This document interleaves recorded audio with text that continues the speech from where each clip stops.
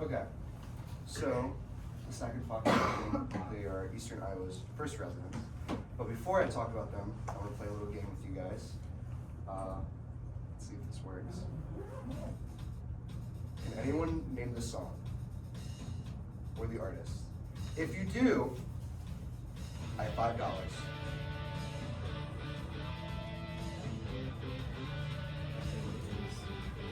I know, it's pretty good. They're an older band, mid 80s, early 70s. No one? No one? Is it Guns N' Roses? Yeah. No. That's alright. That's alright. This song is Run to the Hills by Iron Maiden. It's on their third studio album, Number of the Beast. A little known fact about this song is it's actually very symbolic of the Native American and European settlers. As you can see, this is literally the first few lines of the song. White man came across the sea, he brought us pain and misery, he killed our tribes, he killed our creed, he took our game for his own need. We fought him hard, we fought him well. Out on the plains we gave him help, but many came too much for Cree. Oh, will we ever be set free? It's very obviously symbolic, but you wouldn't really expect that from, a metal song in the mid-80s. I just thought that was kind of an interesting fact. But the main points I want to talk about are the Meskwaki and Sauk histories, who had lived here before us, their relationship to colonization, and how they're preserved today. So we'll start with the two nations' histories. They both originate from the same group, the Algonquin. They are from eastern Canada, and throughout time they migrated slowly south through Michigan, then Minnesota, Iowa, it'd be Kansas, and then eventually they pretty much took up the entire Midwest, all the way down to southern Texas, even New Mexico. They all had similar dialects and cultures, as they're all from the original Algonquin. And from that, they became natural allies.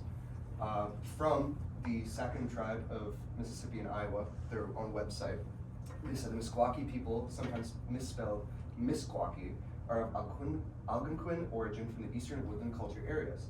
The Meskwaki spoken language of a similar dialect of the Sauk and Kickapoo, and our people are working hard to maintain it. It's currently a dying language, which is very unfortunate, but it is preserved here in Iowa.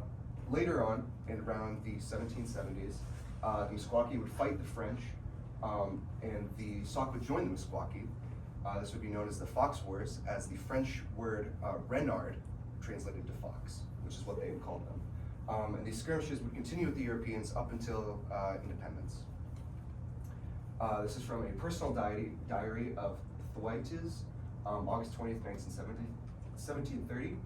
A small grove of trees surrounded by a palisades situated on a gentle slope rising in the west, the northwest side on the bank of a small river, in such manner that on the east and south sides they were exposed to our fire. Their cabins were very small and excavated in the earth like the burrows of the foxes from which they take their name.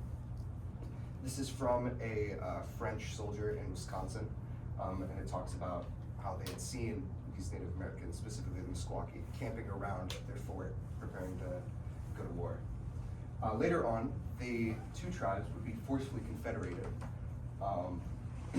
Their identities and their own titles would be stripped from them, and diplomacy with one would be done without the other's approval. They were essentially treated as the same group, even though they weren't.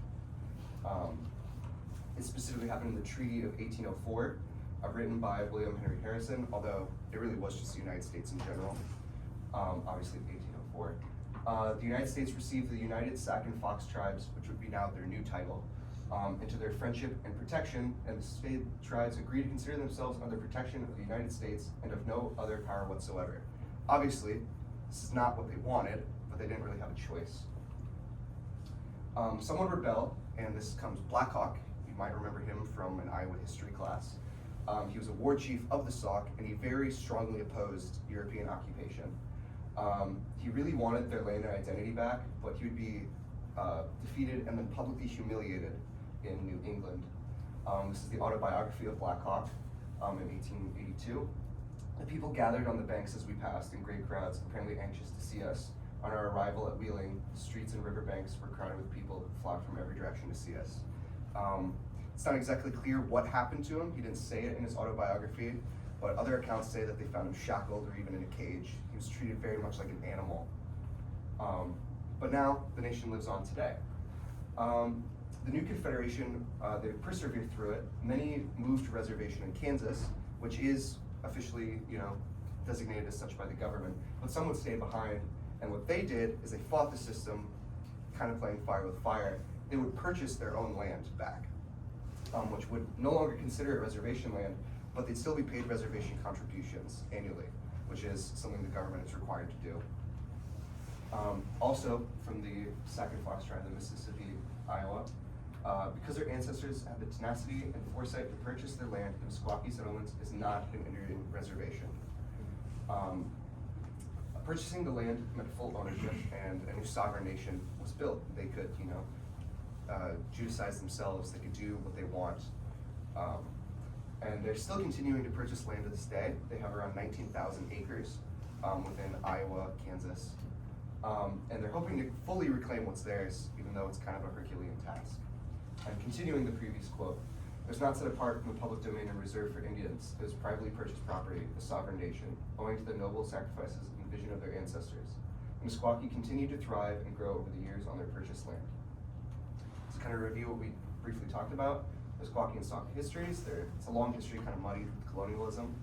The relationship to colonization is unsuccessful through violence, but they pushed through diplomatically, and they're now preserved today due to the past foresight, which allowed future prosperity.